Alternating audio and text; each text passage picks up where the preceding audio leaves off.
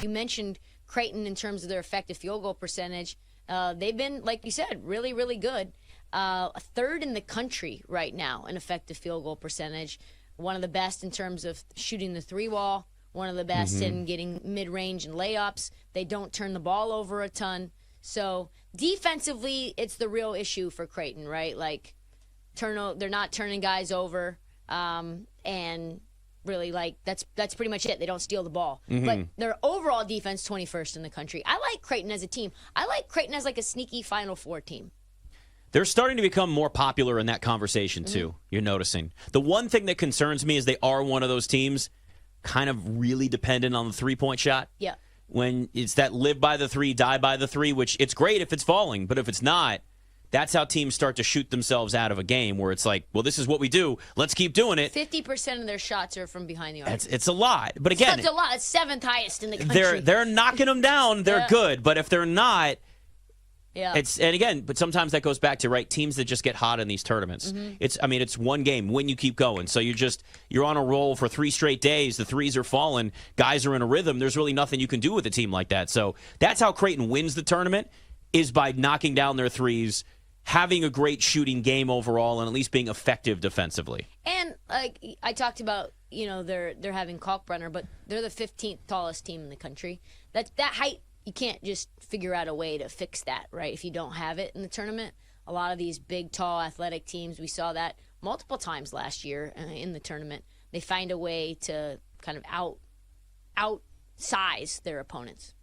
I'm at the point where in the ACC, I'm still trying to figure out if I have more confidence in Duke or North Carolina. And then it's like, well, there's Wake Forest, but no, I can't trust Wake Forest. Clemson, but some of it's just based on price.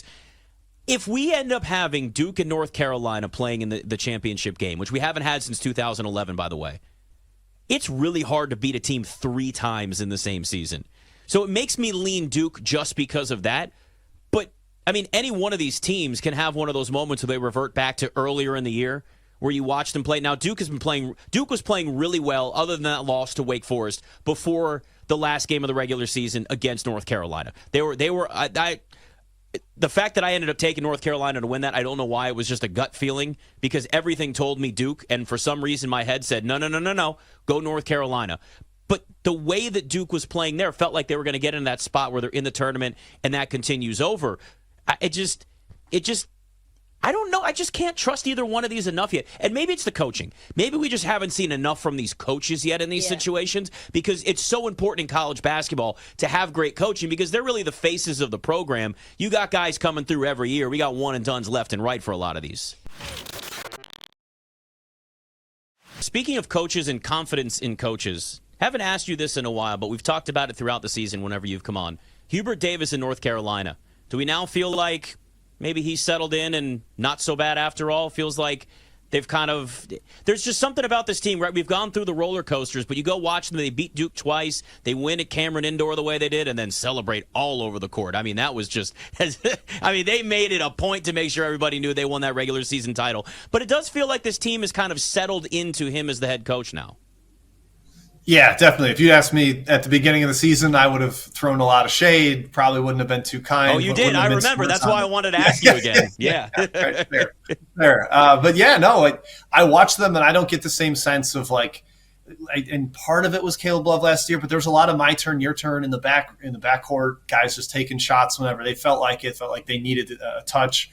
This year, the ball sharing is a lot better. And maybe bringing in some guys that have been in losing situations like Cormac Ryan and Harrison Ingram. There's a little more urgency to win. I think that can go one of two ways when you bring in guys that weren't in winning situations, but both of them have seemed like rejuvenated. Oh my gosh, I'm on a team that actually wins. And really the freshman point guard, Elliot Cadeau, has been terrific. Guys that reclass, especially at that position at point guard, have not been good. The track record's really, really poor. But he's come in and just filled the role. He's not really been a scorer. He knows he wants to defer. He gets into the lane all the time, likes to set his teammates up.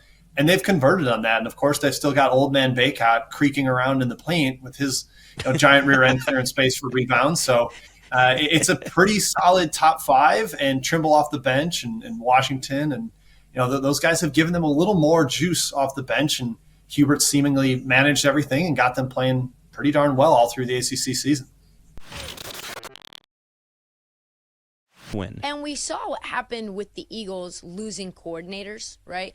And I know very well that before Dan Quinn got to this defense, it was a 31st ranked defense in the NFL.